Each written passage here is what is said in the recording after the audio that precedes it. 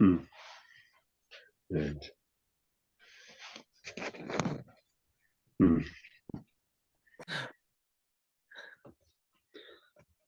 is.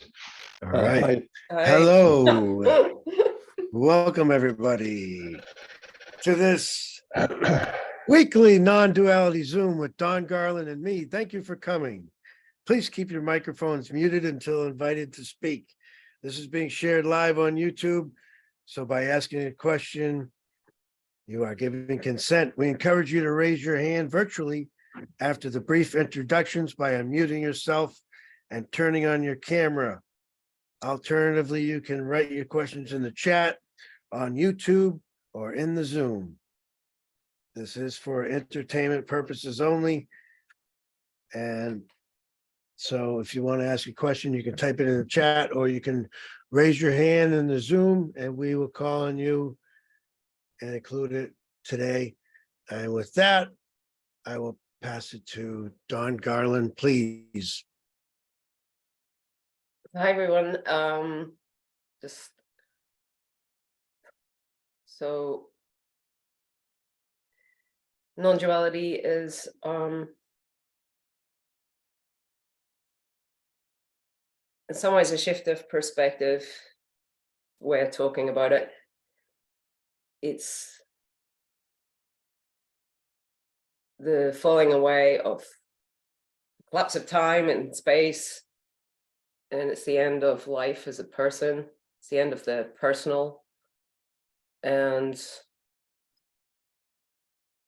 the essence of it is love. And so it's seen in the seeing of this, it's just seen that nothing happened, nothing ever happens, nothing ever did happen.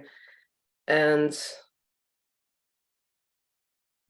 life goes on, but it's different aspects of it I find flag up over time, like, for instance,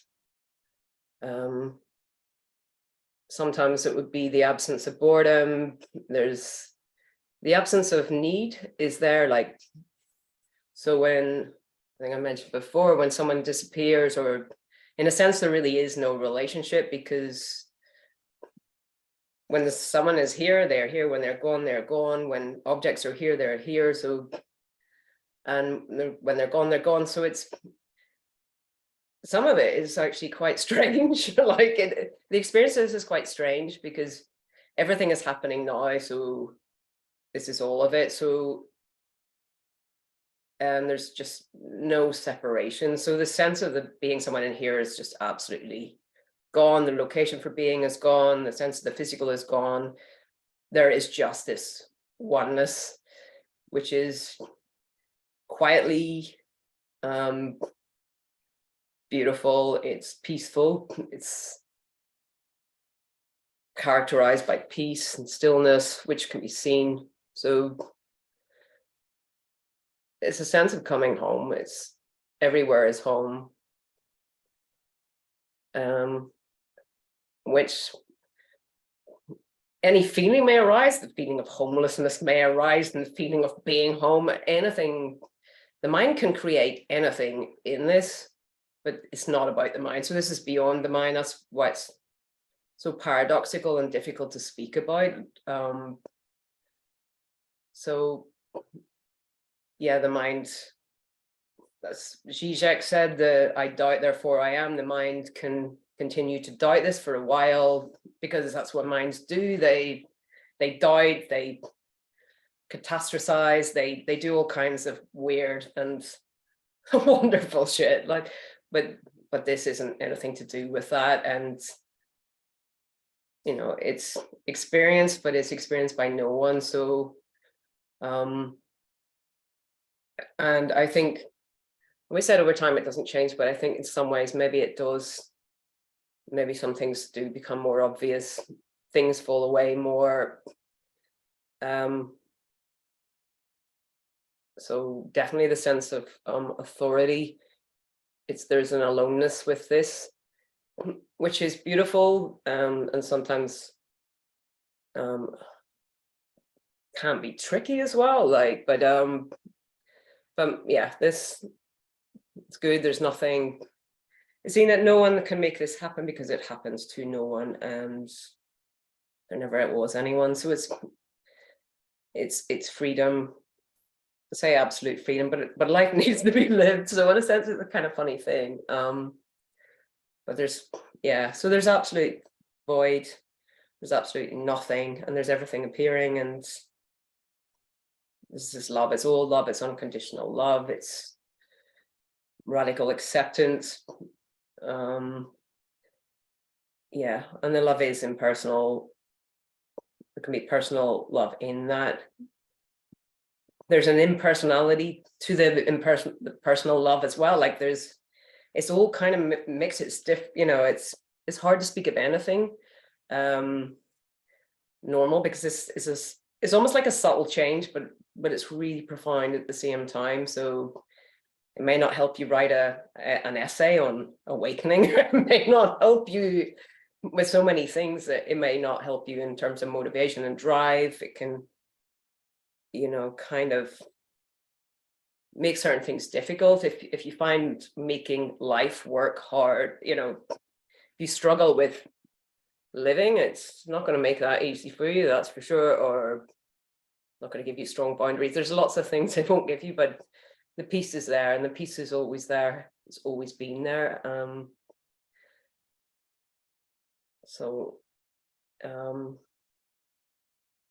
Yeah, what else can I say? And some sort of it makes non-duality books seem very, very boring. So it's the death of seeking in that sense. There are no intelligent writers on this. There are people who write well, there are speakers who articulate well, but none of it's intelligent. It's just experience. It's like, you might as well say there's a chair over there and it's blue and it's whatever. I mean, there's nothing deep about this. There's nothing interesting about this. As a subject, it is. It's just beyond all that. It's not wise. There is no wisdom. It's just obvious. It's very simple. So talking about it in a sense is a kind of joke, but it's it's quite nice to share this message anyway, because it is. And that's it, really. So I think I'll hand over to Walter at this stage. All right. Thank you, Dawn. Thank you, everybody, for being here. So what can I say? Non-duality. It's just seen that there's this flow of life, and it's not even a trusting in that. I'd like to say it's an acceptance of that, or trusting, but there really is no truster or one to accept. There's no acceptor, but it feels like an acceptance of what is,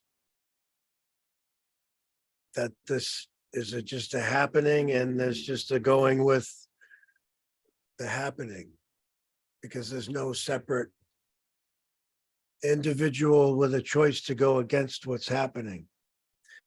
And it's amazing that all these things that are unfolding in life, this apparent story, there's nobody doing that. There's no author behind that. There's nobody writing the script.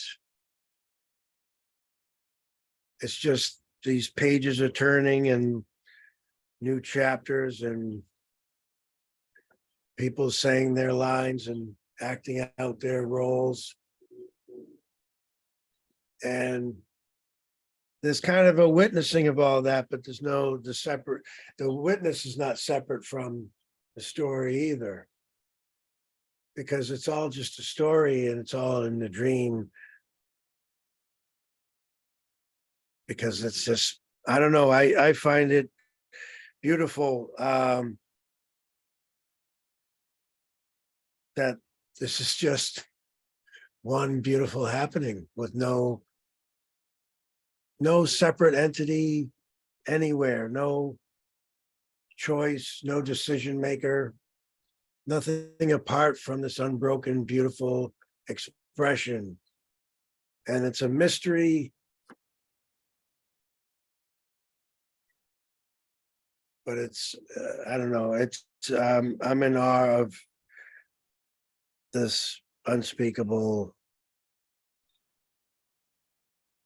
beauty that's life.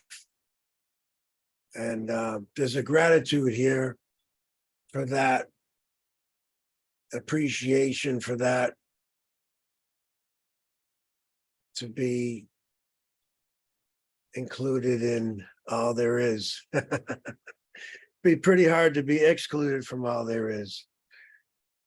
But I think if you can appreciate this unconditional love that accepts and nourishes all things, it's a good place to be.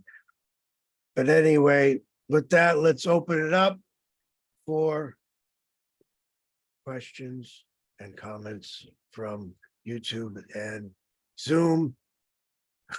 Raise your hand if you want to jump in.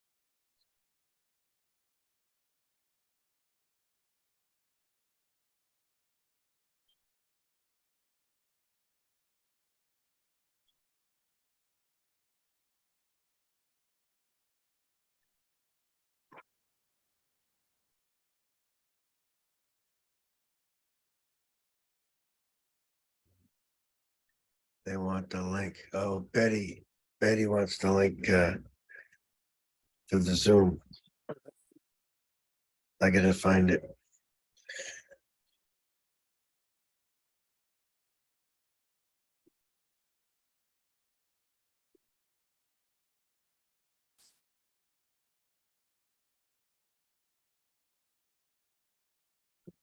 There it is.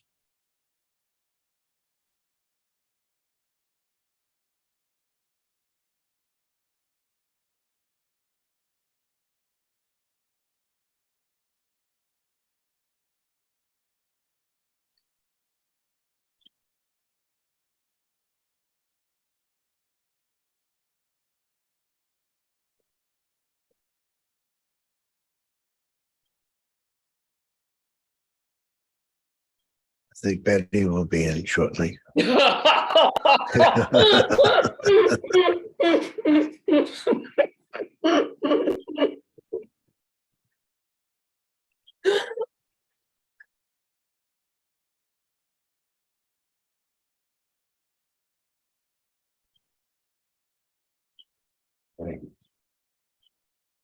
oh, there she is.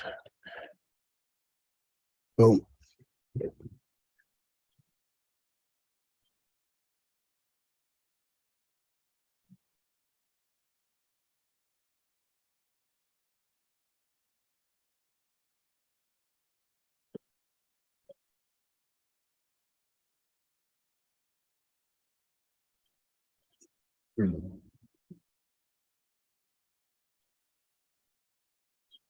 Hi, Betty.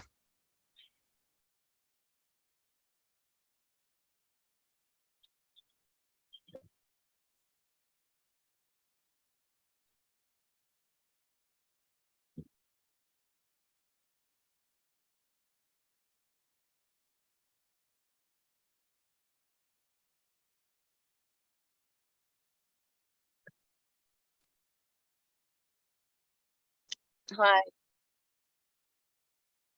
Hiya. Hi. Just want to know if you could hear me. Hi. Oh, I was going to tell, I already told this story. So if people heard it yesterday at Emerson's meeting, I'm sorry. Tell it again. Because you know the story. Anyway, so when I went to the dumps on Saturday, I haven't been, I had a big fight with that man. Well, not a big fight. When he came by me, I just stuck my hand up, like, get away, whatever, whatever that was. So anyway, he played a major joke on me on Saturday. It was funny, in front of the whole dumps. So everybody was laughing. The people that heard it, I started laughing too. He was laughing, it was okay. It wasn't that funny, but it was funny, I guess. And, all of a sudden when I was driving back home, I was like, what's wrong with you? I mean, I was like, spewing all this hate towards that man because of a simple kiss, a couple of weeks ago. And I'm like, he's down there in the freaking stinking dirty place every day. And it smells, let me tell you. And in the summer, it's really reeks. When I go there, I usually hold my breath the whole time. And so it was like so weird. This whole thing came over me like, who gave you what was all of that anger and for what and for whom? And it just totally broke down and dissolved. It was so absolutely freeing. I mean, it just was so freeing that, it was like, a couple of weeks ago seemed like a lifetime ago, and I seemed like a different person. So I just wanted to share that, He's still an asshole, though. That's what somebody else said to me. Like, my God, what happened? He's, I would have slapped him or something. But it's funny. It was just it totally, absolutely asshole or not. I mean, I was the butt of the joke again yesterday, and then I thought back, like, he's played a lot of jokes on me. I must look like Little Miss Gullible walking around, because he played a couple of jokes a couple of times. But all of a sudden I was like, who cares? Everybody's laughing. So what? You're laughing too at yourself. If you can't laugh at yourself, just pack it all in. I mean, everything it's just happening, and just chill out. So, asshole or not, I'm sure, there'll be another boom boom surprise. and it was kind of funny because, like, he acted like somebody was hitting me with the car, and I screamed bloody murder, but nobody. The guy got out of the car and he's like, lady, I was miles away from you, why are you screaming? And I was like, that man over there said, whatever. But and then the lady next to me peeped around, are you okay? It was just funny. And it was just like, I just, just let it go. I mean, a joke, well, anyway, I do feel better. I feel like something was lifted off my shoulders, because I have to go there, or else I have to hire somebody to pick up the trash. So I'm just like going there now and just being like, it's okay. It's okay. Sounds good. So yeah, just wanted to share that. So were you holding on to that then just until you last went down then? Were you just No, I have to go every week. So okay, right. Wow. He came up to me, tried to like engage me one time, and I stuck my hand in his face. And I just like blew him off, like, piece of shit, get out of here, whatever, like that kind of thing. And then he just like, put his head down and went into the shed. And, I catch him looking a few times, but, he didn't dare approach. But I guess he was feeling kind of ballsy Saturday and just decided to take advantage. And what happened was when I got out of the car, it was my second trip around. I had left the car running, and I was nervous, because I had left my car running. I didn't want to knock, what, because the pathway is very narrow there. And so I was in a little kind of a hesitation, kind of watching kind of mood. You know what I mean? I wasn't like, so when I jumped out of the car and he started, watch out, watch out. Oh no, he was going like that. I was just like putting up my hands. I didn't know what was happening. I started screaming. I'm a little high strung, I guess. But it was that's what it was. But I did see a car making a turn, sort of. So there was something in my vision, in the side vision. And then when he was going, oh no, I was like, oh my God, what's happening? So yeah. So anyway, that's how it goes. Mad, sad, angry, rage, happy, joking, laughing. It's all there. Just all there.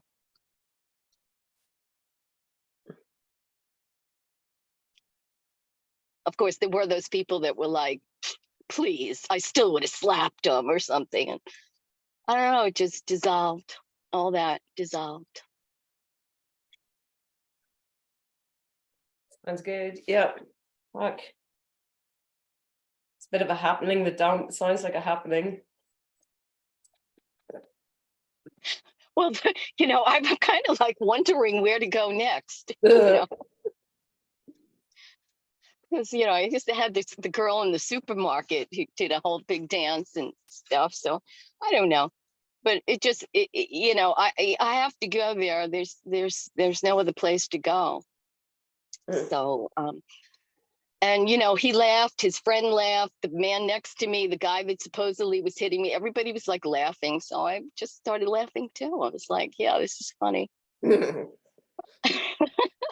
At my expense, but and I was thinking back to a couple of other jokes he played on me, and the joke was at my expense, but I said when I was growing up, I had lots of uncles, Irish uncles, and they were always trying to play a trick. Whoever played the best trick of the day was like the hero of the day. It was all day tricks, who they were doing.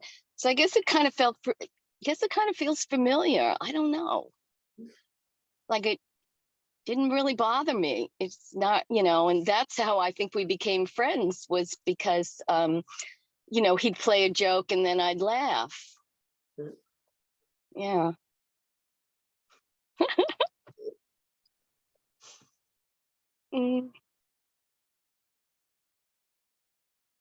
But that's all I wanted to say.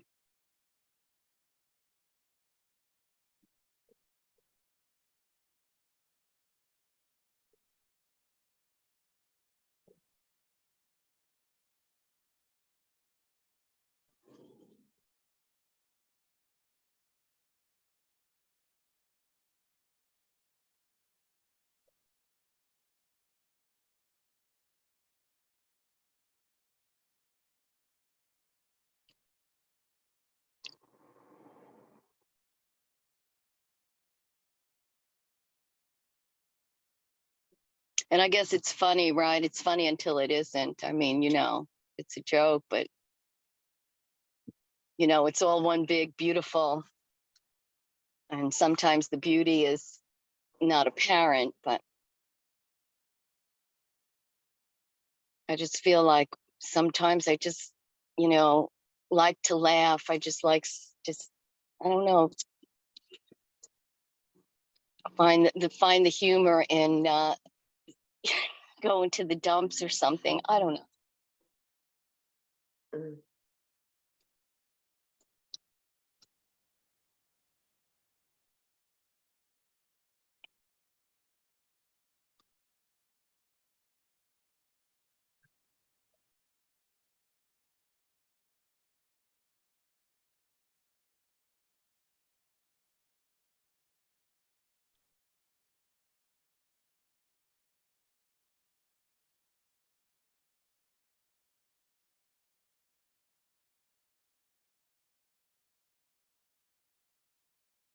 Yes, Paul.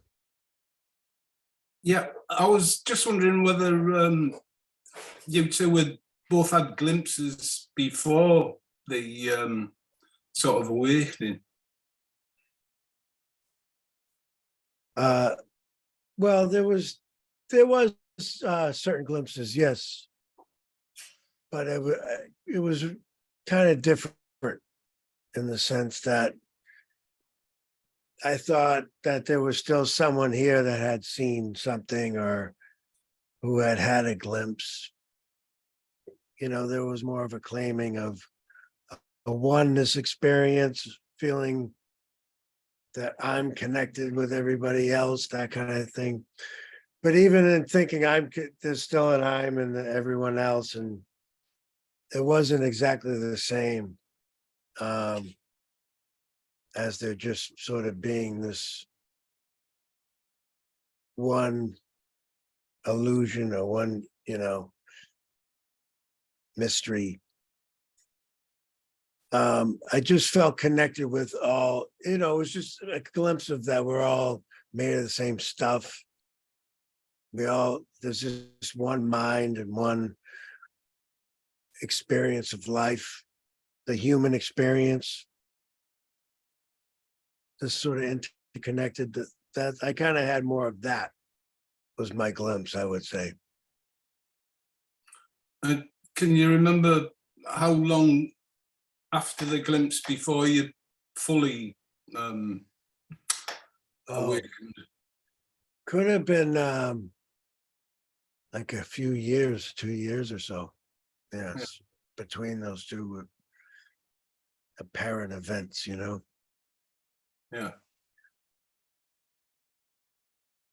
How about you, Don? Glimpse? Yeah, it would have, well, I mean, it's really hard to sometimes figure out what happened because, yeah, like you say, it was different. It was 7 years before the shift, like the permanent falling away. So, and I'd never heard of non-duality. I didn't know what happened. It was a day I decided, it's quite a big day for me because I'd sort of decided to die on that day. But I had a dream where I met the writer, Henry Miller, and he took me in this adventure, blah, blah, blah, blah. And I woke up into this sort of state of bliss and peace and seeing the perfection and everything. So I'm sure the person was still there. I wouldn't have thought in terms of that. There was just this deep peace that was there for maybe a couple of weeks. So no matter what happened in that time, it was just, everything just kind of rolled off me. It was very, very freeing, but it was very different. It's not on the same, it wasn't on the same scale, but it's certainly, I knew that there was something else going on, but I didn't know what that was. So it set me off seeking, but I was seeking, the right books didn't come my way. It was the anti-synchronicity almost. So like non-duality books evaded me. But yeah, it shifted something. I think I was a bit braver after that. I don't think glimpses changed much psychologically speaking, from what we can sort of see from the research, but I was a little bit more braver and felt there was something there supporting me. But yeah, it was incredibly different. Yeah. Well, what about you, Paul? Yeah, but I think my glimpse sounds more like Walter's, to be honest. The the sense of familiarity, being home, that's where I belonged. And it's like Walter said, there was no sort of men, woman. It was just purely non-dual, and every sort of moment was absolutely fantastic. It was it's like a real anchor for me because I know it's there, although I haven't sort of fully switched type of thing.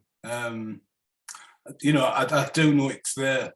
It was so real. Okay, so it hasn't aged in memory then? Is it like that, or and what? Yeah, no, it hasn't aged at all. You know, it's you know, the sense of familiarity and just like a real home thing. You know, it was very hard to describe, but it was just wonderful moments after wonderful moments, you know, and because everything was just happening each moment, I couldn't remember any of the moments, you know. It was just wonderful moment after moment. Yeah. But is all that you said is something still with you? Like, is it absolutely gone? That is there any kind of, is there any effect now, like your normal life?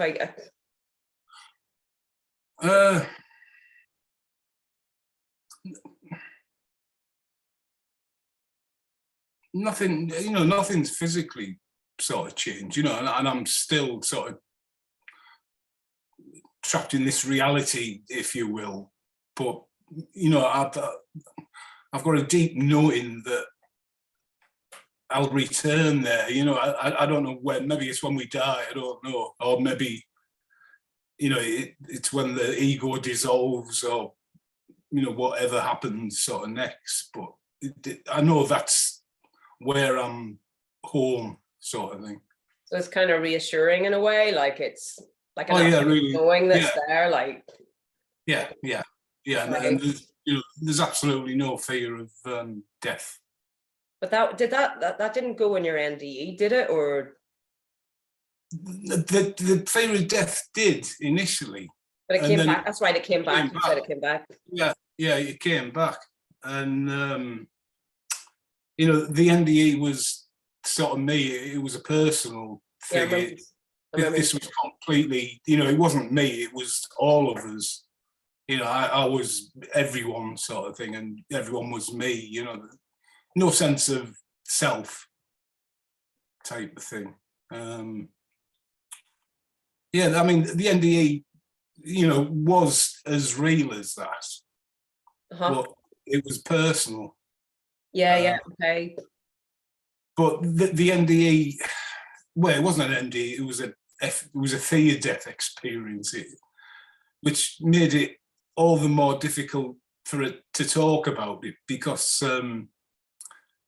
at the time you do sort of mention it, and it was, oh well, that wasn't an NDE because you weren't dead. You know, nothing happened. And is that your term, fear death experience? No, I got a book by a Dutchman, a Dutch cardiologist, Pim van. Oh, okay. Oh, I can't remember his name now. Pim van Lommel, I think they call it. So he calls he calls it that, like fear death. Yeah. Okay. Yeah, he was the first one I heard categorize it, like specifically fear death experiences. And do you see that as less than a near-death experience then? It's just funny that, like, yeah, because like if you talk, you know, particularly sort of near the time, and I was only 16 when I had, you know, the fear death experience. When you try to explain to someone that the things that you'd seen and happened to you, then you get like an even more disbelief attitude from people, because you didn't actually nearly die. Oh, right, okay, okay, yeah, how to frame it, because it was, I mean, it obviously met a lot of the criteria for NDE anyway. Like, it was a full-blown life review. Yeah, no, I see that, because not obviously not everybody, you know, sees it, categorizes it the way he does. Pim, whatever his name is, Pim van. I think it's Pim van Lommel. I've got his book somewhere. But you know, I'd seen an interview of him on Conscious TV. Mm-hmm.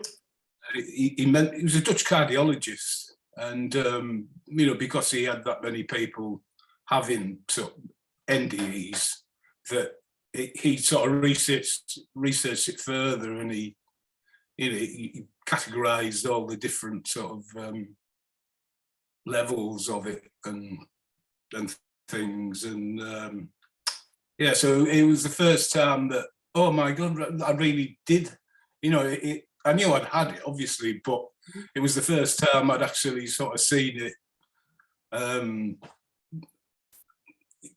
seen someone sort of with knowledge, you know, not accepting it, but talking about it, you know. It was, Okay. Yeah, it was good. So you're seeking and seeing the futility of seeking? Is that's kind of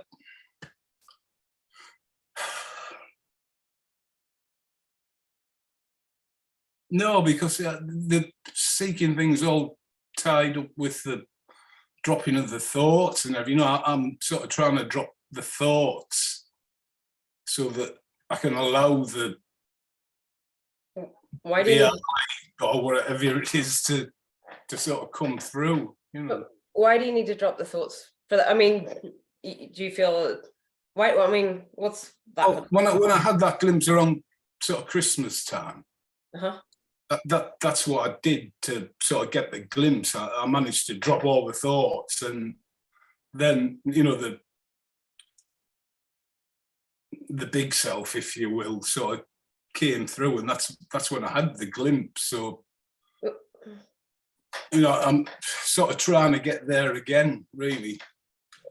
Well, maybe you're, I mean, I don't know, it's just a suggestion, but maybe you're stuck thinking you need to do that for a glimpse, do you know, because it you know, it doesn't even always affect thought, and thought doesn't always stop prior to it. And I mean, it really doesn't have anything to do with that, although the mind tends to slow down afterwards. I'm just saying, if that's what happened beforehand, you might think that's how it'll happen again. I mean, it can happen so many different ways, you know? Yeah, I mean, it is odd, but when I sort of came out of that glimpse before, I had the distinct feeling that, well, you're not ready for it now, but, you know, it will come back. But I think I'm probably just impatient, and I'm, you know, you're ready for it now as much as anybody. I am, yeah, I'm mad for it. Yeah, it really is the most important thing in my life. You know, I get that. I wouldn't worry about the thoughts if I were you, but like if you enjoy doing that, do it. But like, I mean, it's not. I don't know. I mean, if it happened one way, you can get stuck on that. Like, it happens anyway. You know, it doesn't have to. You know, like Eckhart Tolle obviously teaches, you know, increasing the space of thought, but it's got nothing to do with thought. Like, it doesn't. You know. I mean, obviously. Yeah, I do, but you know, maybe sort of you were so past that stage that There are no stages though. Yeah. I mean, I'm okay. I'm saying that, like, I know you've got to figure your own way, like, but you can get trapped in thinking someone's at a different stage. It's bullshit. No one's at any stage, like, and it can happen like that. And with your mind racing, I'm sure mine was. I mean, I was a mess.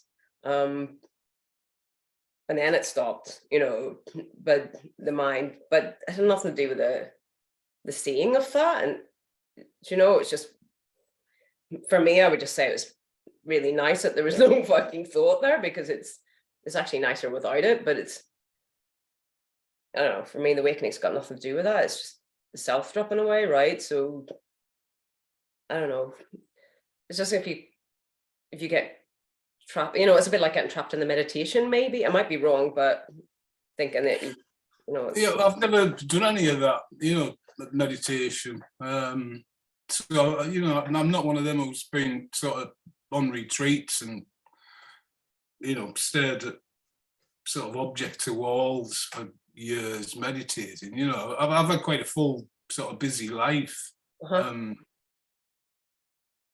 But the last 3 years is, you know, it's exposed the complete sort of, say, world manipulation for what it is. You know, I'm fully awake to what's happening in the world, although it is an illusion, I know. But, you know, that's came before the seeking sort of thing. Well, like seeing through the conditioning and stuff, you mean? Like, no, the old way that humanity's been manipulated, you know, in every aspect of our society has been sort of controlled. okay, all right, You okay, know. so, okay. You know, I better not mention too much because we are speaking on this sort of platform.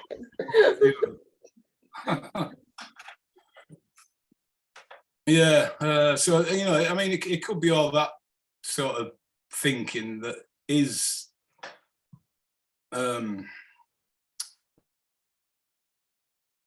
me clear thoughts, because, you know, I've got that this nonsense, what's happening all over, sort of occupying me thoughts as well. I suppose I sort of like that Zizek quote of the scary thing is that no one's in control. I like, and anyway, it is all just thought, isn't it? But and there's nothing happening, etc., etc. But I don't know. I mean, I don't have that. I don't have that. Yes, everything's conditioned, and there's no end to conditioning, because that's what thought is, isn't it? And you know, maybe you're right. I don't know. I wouldn't know. Like, but nothing's held here that strongly. I don't think, like, post awakening.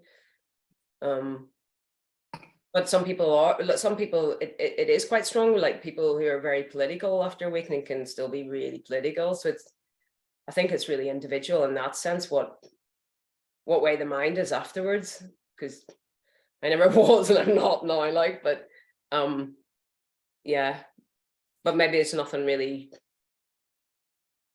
I don't know. I guess it doesn't matter that much, or maybe not held too tightly, something like that. Maybe that's true. I don't know. Something like that. Maybe. I don't know. Yeah, I mean, see, you were sort of, you know, like from a distance from it now, aren't you? You know, you were like a bit removed from, you know, this sort of situation. What you mean, normal, you know, kind of everyday life stuff, or? Yeah. Well, some people aren't though. Like after awakening, they're very, very much concerned with that. Like I say, political wise, it's just different. I would just say it's just different. Like I say, it matters when it matters and it doesn't when it doesn't, but there's no kind of continuity like that, because it's just real when it is, and then things just disappeared, you know, like, but beliefs are definitely not so, this feels not so important.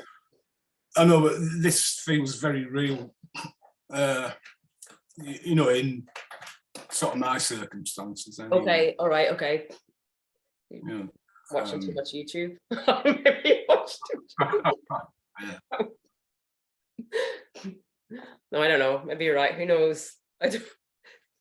Yeah. I mean, yeah. I mean, I am fascinated by what this is and what's going on and stuff, but it's more on the metaphysical level than, I suppose, the normal day-to-day stuff, which doesn't interest me so much. In some ways I wish it interested me a bit more, because it might be healthier. I don't know, but yeah, it's just, well, I am interested in a wee bit. Yeah.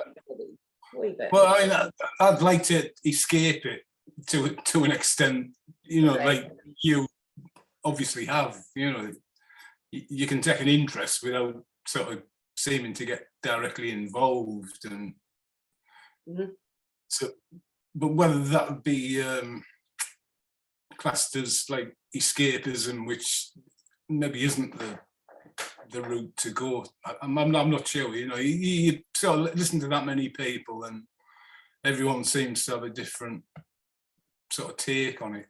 Yeah, because I was just like, there are no routes. Not really. I mean, Yeah. that can be another strong thought, can't it? And it can just like, you can get fixated on that, like, and it's just irrelevant. It's, well, from here, like, it's just irrelevant because just no, there's nothing. Like, there's just, even saying that it's too much. Like, it's just, all of that's gone. But yeah, you know, life's happening, whatever. But it's, yeah, I don't know. Maybe there's an energy to thinking or something like that. I don't know. I can't. Nothing can stop this happening, basically. No, but at the same time, I would caution. You know, like, that doesn't make much sense. As a contradiction too. I would just like caution using a technique and focusing your energy on holding something too tightly as a way to this, because there is no one who can do anything, right? That's the saying. And yeah, I mean, you know, I do sort of realise this is a story, but I seem to be in the bloody thing and I can't pull myself out. No, okay. The worst is no you to pull yourself out, etc. Yeah. That's. I'd like to leave the cinema. All right. Okay.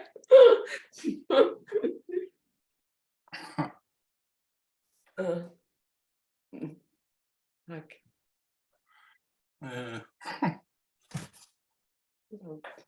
Well, we have a question about, do you think people with mental disorders can awaken?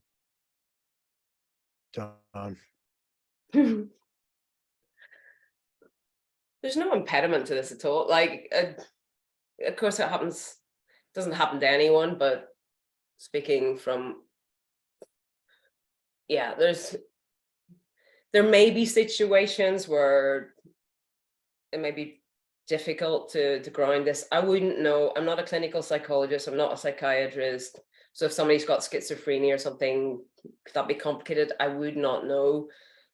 But yeah, it's not an impediment for anyone, even though there's no one. Like, it, how can anything stand in the way? This is already the case anyway. Like, it's so yeah, I'm my sense is no, absolutely not. You know, and you know, there's more complications, I think, with things like Kundalini if you've got a psychotic kind of condition, or because there can be a real conflict there, like between wanting to have the experiences but then getting all the trauma and all the maybe psychosis, you know, and that can be really hard to manage. So some people opt for pills, whatever, like some people just can't manage it. So yeah, there's difficulties there. But as for awakening, I don't know. I've read more just on the spiritual experiences and psychosis, which, you know, yeah, because this is a kind of groundedness anyway. Like, it kind of is. It's, you can be nuts and awake in a way, in a sense, you know, in the sort of more kind of fun sense we use of that word. But like, yeah, I mean, it embraces everything, and it embraces all of this and none of this, because there is nothing. So, but yeah, it's an interesting question. I can't see complications arising from this because it's just, it's not like any experience, because it is the end of an experiencer. So it's very, very simple, and it's love, right? So in that common home, I mean, that's all the suffering comes, you know, seeking, which is suffering, is coming from a sense of lack. And so it's the end of that sense of lack. So, which isn't to say that suffering can arise. Depression tends to go after this. but who's to say it would in every case? Who knows? It maybe depends where it comes from, right? Or so yeah, I'm not going to speak for everyone, but like this is a kind of balance, this is a kind of harmony, it's there's rest, but anything could arise in this,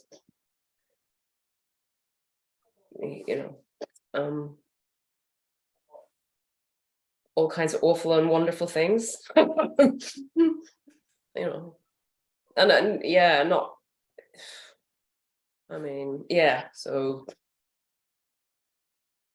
what do you think, Walter? Well, she also has a follow-up question.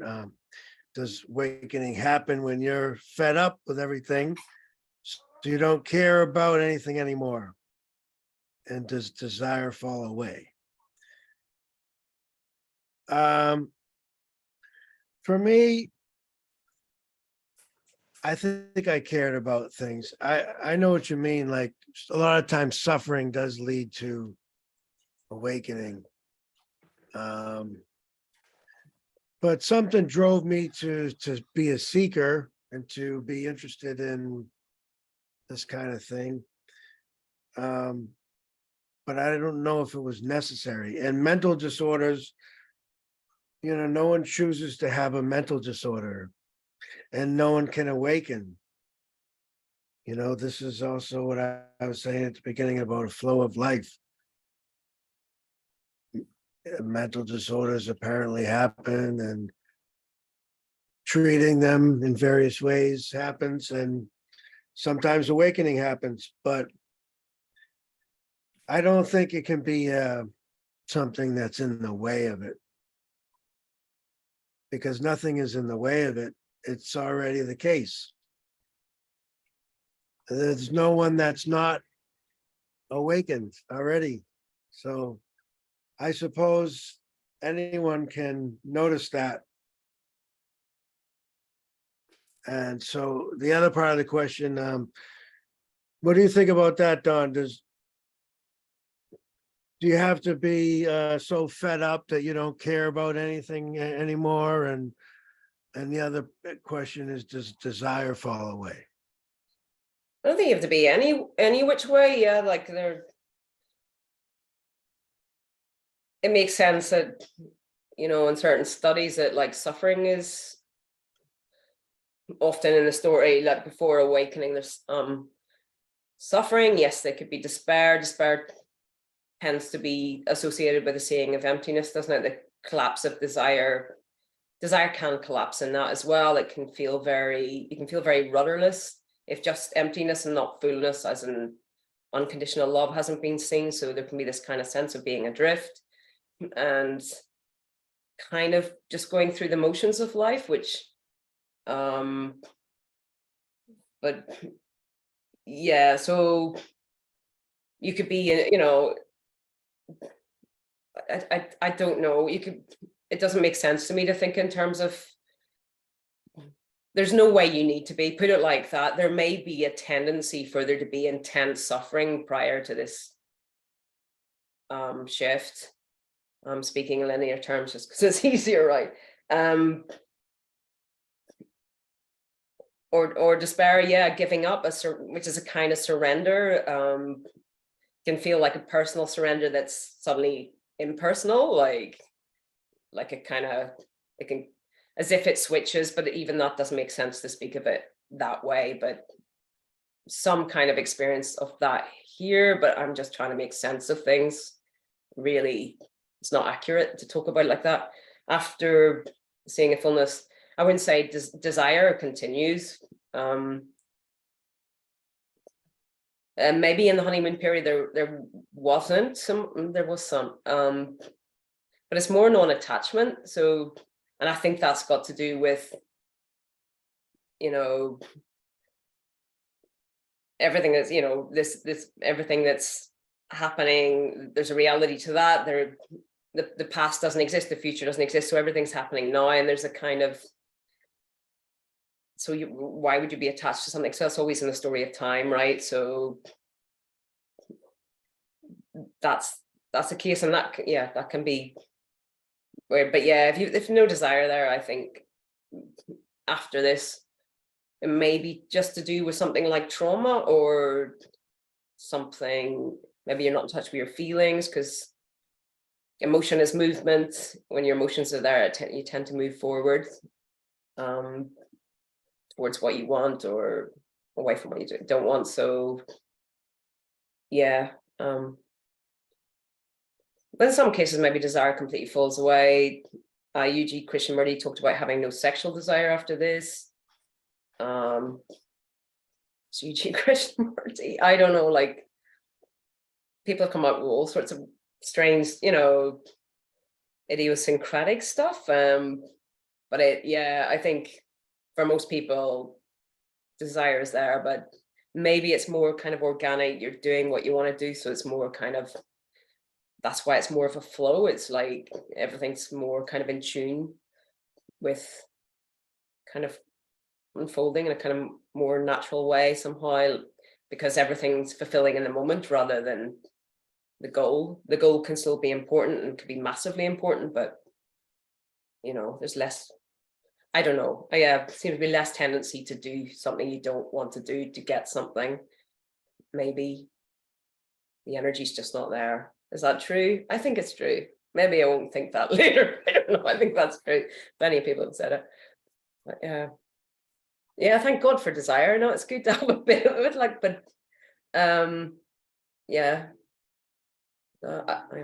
So. Hey. Well, Betty has her hand up.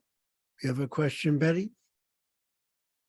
No, I just I was thinking back to Paul when he said he asked you, did something precede the glimpse?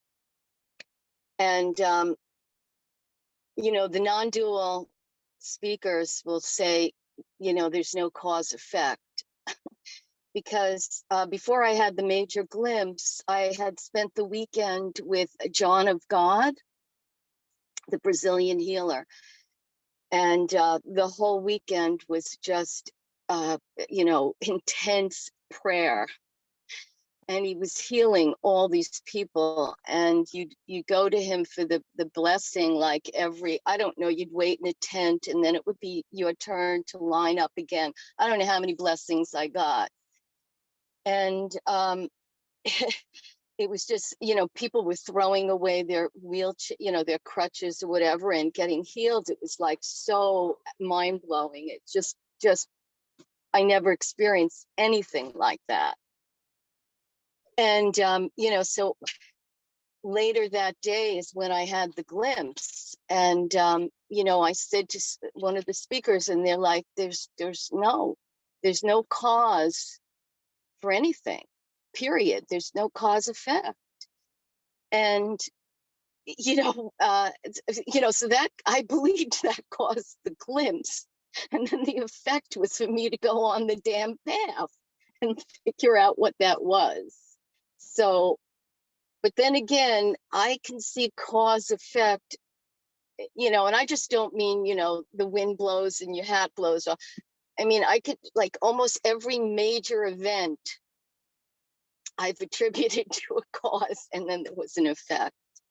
And I guess because this is all illusion, that's all, I guess, why.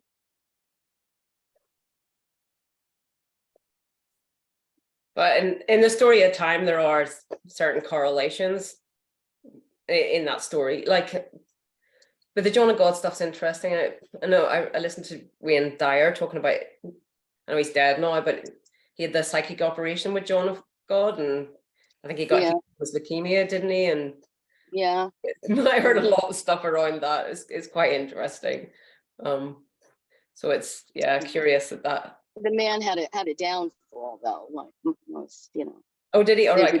Oh yeah, there's a documentary on Netflix about him. It's horrible. Okay. He was accused of sexually assaulting women that he was healing. All right. Okay. All right. Nothing new then. Yeah. So, but I saw him. When I saw him, he was healing a lot of people. I don't know what was going on in the back room, but in the front room, it was, yeah.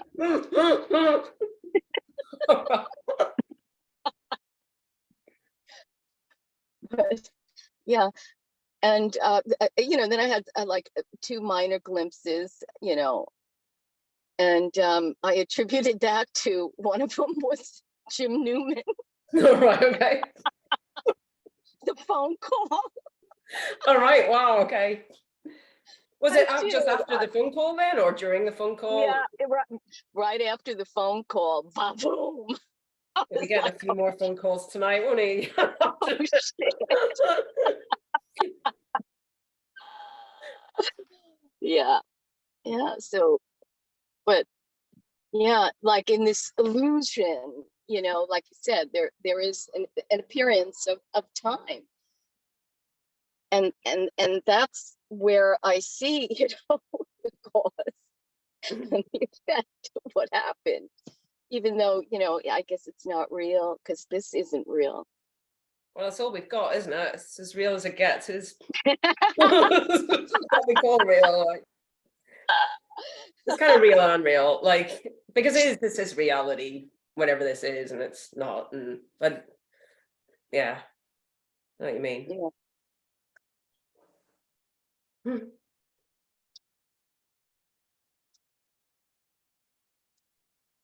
But it's difficult also when in this real unreal, it's to me, this person, everything is experience. When somebody says no experience, that it's my mind can't even wrap around no experience. Doesn't wrap around no experience. It's an experience of touching this, it's leather, touching the, it's just everything feels experiential. Yeah, I get that. It's the easiest way to talk about it, isn't it? Just, I'm not really.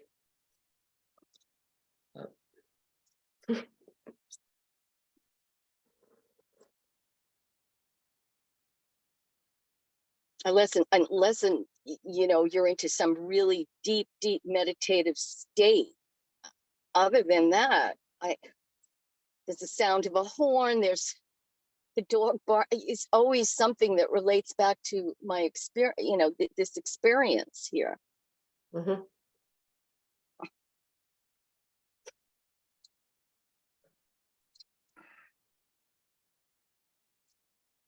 Keep trying to figure out what's it like to be dead. Like everything else, just an experience. Just, oh.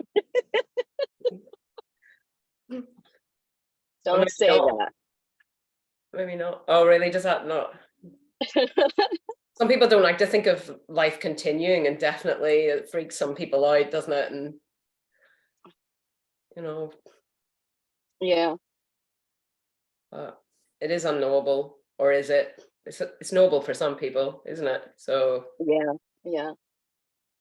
The NDEs, the FDEs. Yeah. Right, Paul?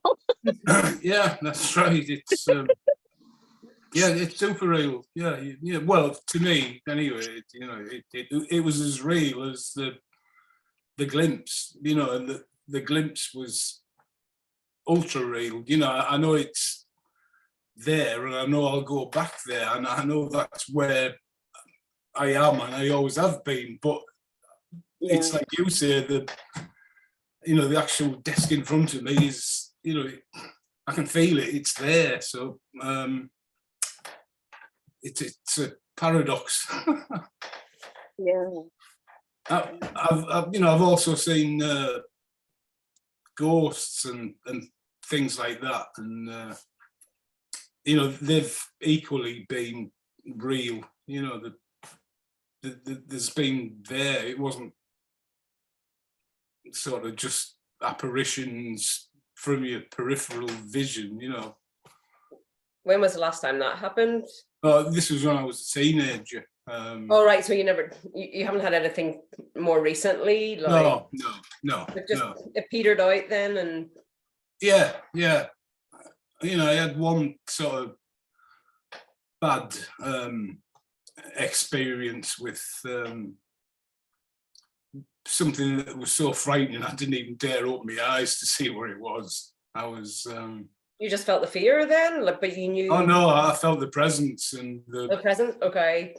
Oh yeah, and I heard the sound of the thing, and the bed I was in at the time, it sat down.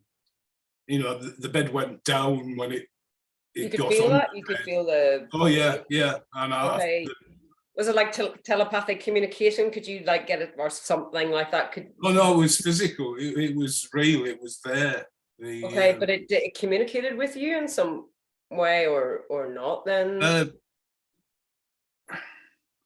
I said I didn't dare open my eyes, but it started off like a broom shank all around the bed, like. Oh, that. Whoa, okay. And I thought it was my brother or someone downstairs banging on the ceiling downstairs, and then it went really cold, and then I felt this thing sit on the bed that I was in, and I could feel its breath on my face even. Oh Jesus. Okay. Oh yeah, it was absolutely terrifying. It was like a big angry wolf or something. It was that type of really snarly, horrible. Did it kind of fade out then, or how that went? I can remember sort of saying I mean, I've never been religious at all, but I remember trying to say bits of the prayer we used to do at school before, and that worked? Like Jesus' name or whatever, none of that worked. No, none of it. Oh, did it not? It often does, like, okay. No, it didn't work at all. This is just, okay, right, whoa, okay. Yeah, it was, I think it was some type of demon, I think, it was, I know it sounds like I'm away with the fairies again, but no, it doesn't to me. Honestly, it was real, and the same house around that time. I seen sort of people on your periphery, and you look around, there's nothing there. And there was this one time that I was just coming off there was like a landing where my bedroom was, and I was on the landing, and I seen this sort of little old woman coming out of the bedroom that I used at the time.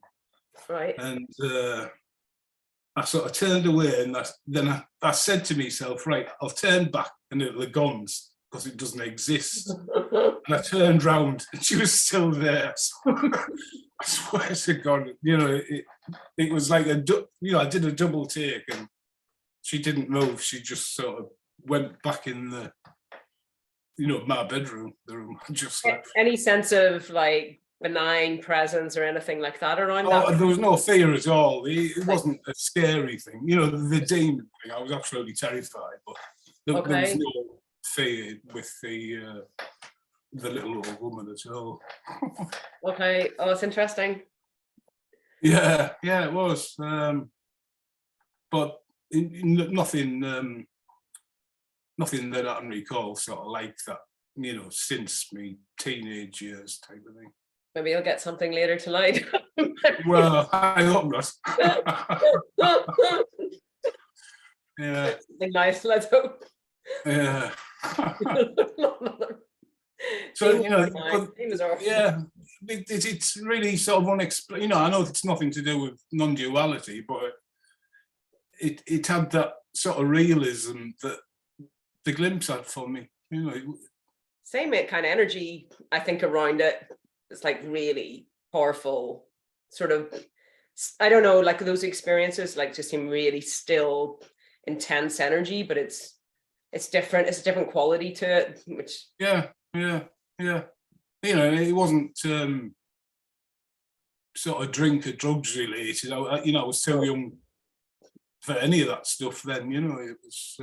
Yeah, I think anything around drink, it doesn't cut it. Like in my experience, like those experiences are much richer than that and clearer and more real, and Yeah. And I still vividly remember them all. Nearly 50 years ago now. So it's, I still remember them like they were yesterday almost. Yeah, it's commonly said, isn't it? It's the way people talk about it, isn't it? So yeah. Well, Andy has his hand raised. Hi guys, nice to see you. I'm just thinking about some of the questions you're being asked about what was going on for you pre-awakening. And I'm wondering, so Walter, you say that you were a bit of a seeker, and Dawn, you say you weren't, but life was quite chaotic at the time. So at that time, did you have a sense that something was wrong or something was missing? And this applies to Paul and Betty as well. Do you guys feel that there's something wrong or missing in your life or with your life at the moment? Not at the moment. But I guess at that time, I thought there was somewhere else I could be other than right here, right now. In other words, yeah, I thought there was something better than this. But then after awakening, I was seeing that all there is this. So I think that's the difference. That seeking energy fell away, that there was a higher state to be reached. If that answers your question. Yeah. So yeah, that's not that sense of lack isn't there anymore. I don't feel like I'm not fully realized, actualized. There's no more carrots out there to chase. So I know you asked everyone, so I'll let somebody else answer.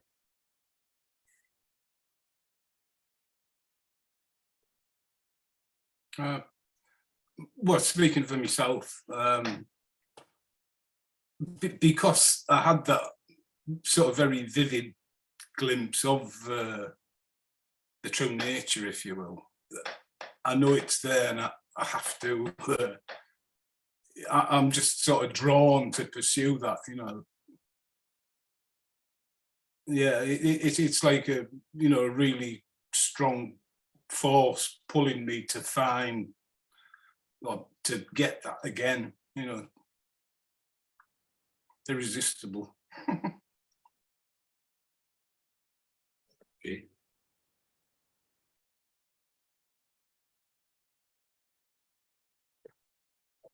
Yeah, I just first of all, I was conditioned. I came from a mother who spent every day in church and blessing all statues. And I remember telling somebody, if you drove by a church, you made the sign of the cross. If you heard a fire engine, you had to say a prayer. It was always, always, always redemptive. My whole life was redemptive. And even into my to the 50s, it was whether it jumped from a guru and a meditation to just saying lots of prayers, a whole litany of prayers, especially at night. Open up the book and start praying. And it was like an intensive conditioning, and I felt I was bad and wrong and did terrible things. When I heard that the non-dual message, I guess it's just the radical message that I've been listening to. And it's like, you were never there. You never did anything. It's not you. You're not, it's an illusion. And the illusion doesn't have to do anything to be here for this. This is it. Don't need to do nothing. So it was hard. It was hard letting it all go. It just, first the prayers stopped, the nighttime prayers. And that was hard because then I started listening to like meditation, some kind of like relaxation tapes, theta waves or whatever, which I still listen to at night because always the nighttime is the worst time. And, you know, so then, you know, I eased into a little bit of meditation, and I was like, was never even a real heavy meditator. So I was doing that after I let the prayers go. And now I'm not doing nothing, and it's okay. And this is it. This is it. This is it. I'm not here. I didn't do shit. I don't have to do shit. And it's very it's relaxing. It's taken something off. You see, it took something off of my bad character. I was a bad girl. Okay. Next. Yeah, I'm embarrassed.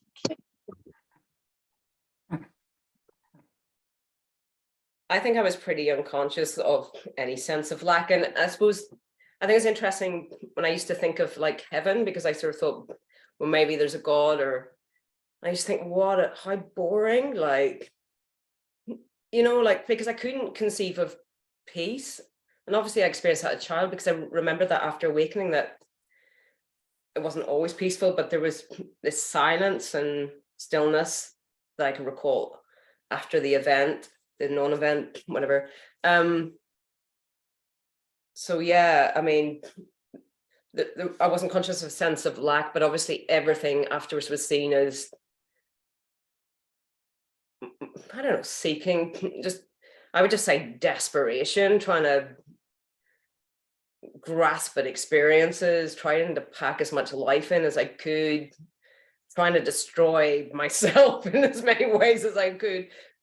Just this kind of like, I couldn't imagine anything other than the kind of horror of, you know, existence, the mind, suffering, trying to look at philosophy, a lot of I didn't understand, just searching through a lot of books, literature, poetry, philosophy.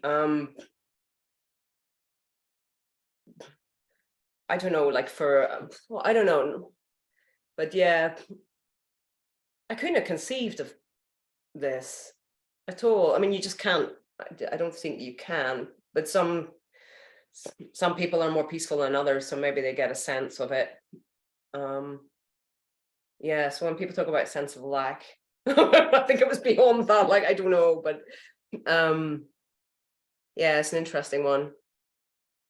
Idea of, and even the idea of heaven being boring. I mean, heaven's, and like having an experience of that is so, and heaven on earth, which is awakening anyway, like it's, yeah, it's just all already here, but of course it's experienced differently afterwards, because the wholeness is realized in some sense, whatever sense. Okay, that may be a story, but it is, you know, there is a change in how this is experienced, and it's sweeter. It is definitely sweeter, and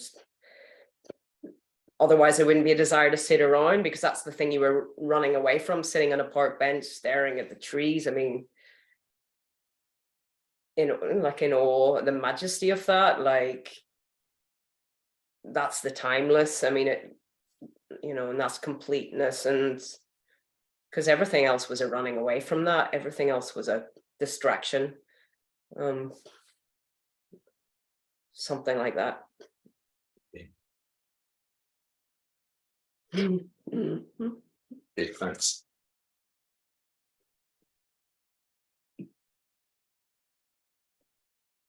What about you? And do you have a sense of lack? I'm not sure that I have a sense of anything, to be honest. Sometimes I do, sometimes I don't. Right now, I don't. Mm-hmm. I mean, there are things that I want, but it's not because I lack them, it's because I want them. Yes, that makes sense.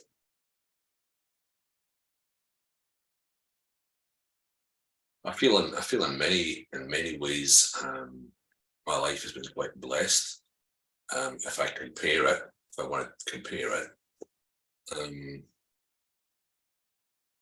but then I can also compare it in the other direction. I think that other people have been more blessed than me, whatever that means.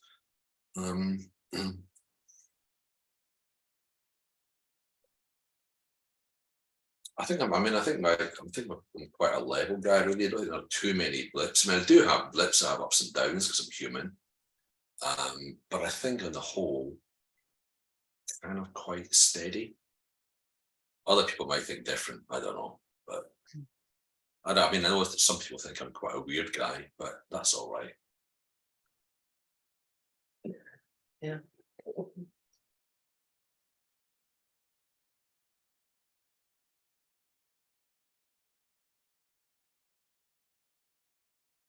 Somebody said, when Don said, there's no needs, I've lost interest in a lot of things, even friends. Social stuff feels not interesting, even boring. Sometimes I think I went nuts, but never bored on my own. What do you think about that? What was that? How did it start? I can't remember how it started.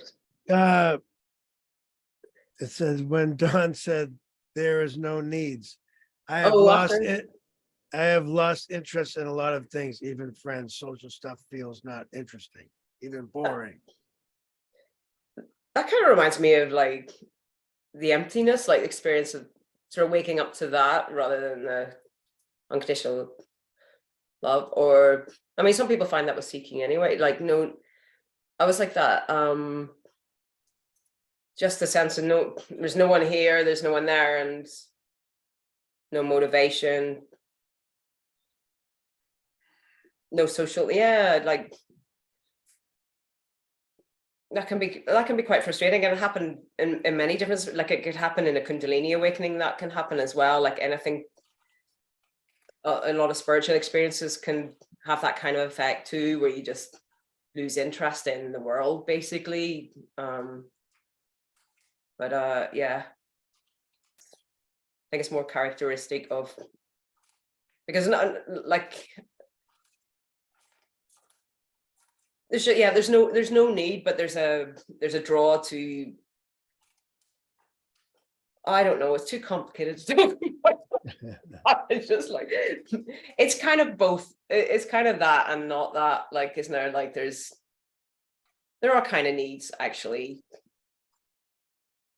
but they're not important. Nothing is. And it's fulfillment in the moment, isn't it? So I don't know, I'm rambling now. Just losing the plot near the end. So yeah.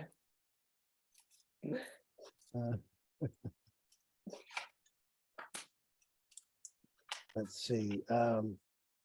Before my awakening, I was very sick, and I stopped all meditation 2 weeks after awakening. I don't know what to say about that. Oh, medication. Meditation. They wrote meditation, then they corrected it. Medication. Either way, stuff. Do you ever hear of that? Not needing medication after awakening?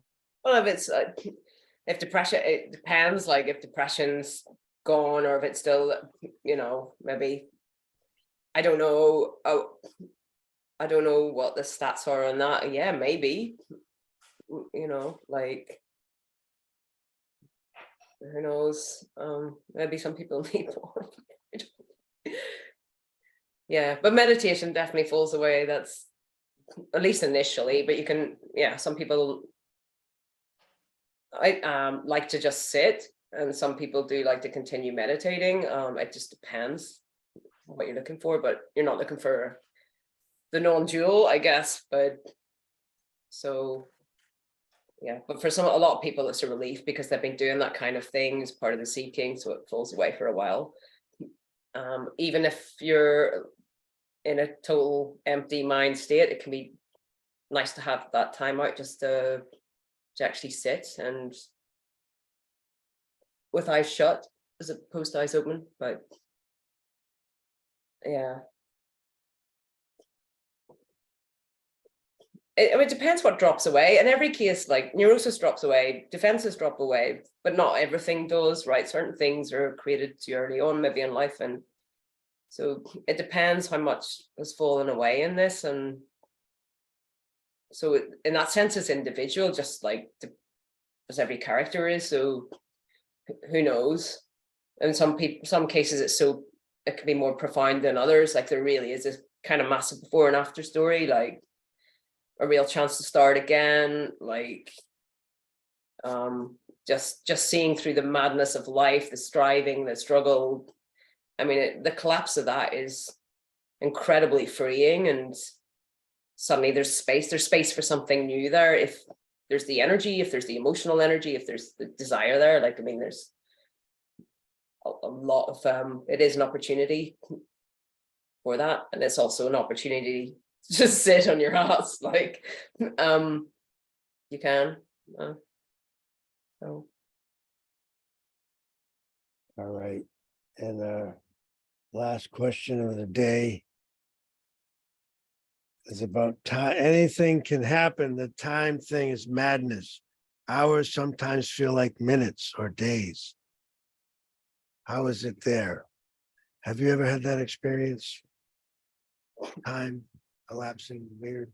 I've had it where I suppose around the time of awakening where hours like seem like experience just being so absorbed, just not aware of that at all. And some people are more or less like, I could have some sort of sense that maybe 2 hours have gone by or something like that. Some people have no sense of it, and it can vary at times as well, where it can just seem like it's totally hours can go. It depends, different times, whatever, but it doesn't necessarily negate the sense of it. Like, so you might have some sort of sense of like, it's a day, not a month or a week, but in retrospect, it all collapses. So in the mind, the memory isn't quite so linear. There doesn't seem to be, years don't make sense. None of that makes sense. It's just the absence of time is seen much more clearly in that, I think, as well, because it goes out of the mind. Like, it's just collapse of that is the collapse of the mind, as an identity, I suppose. Something like that. All right, sounds good. Well, I guess that's it for time. Thank you, everybody, for being here. No meeting next week, but then we will resume the week after that. But we will post about that, right? Well, just follow the meetup. Anything else you want to say? No, that's it for now. All right, I'll be back in 10 minutes or so. I gotta step out to chat about, we'll figure out the next meeting anyway. Okay. Just talking to you, sorry. But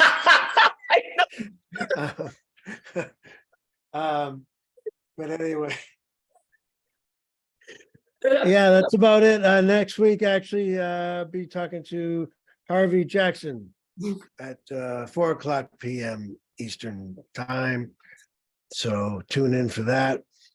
And thank you, everybody. We appreciate you and have a wonderful evening. See you. All right. See you soon. Goodbye. Bye. Bye. Bye. Bye. Bye-bye. Bye.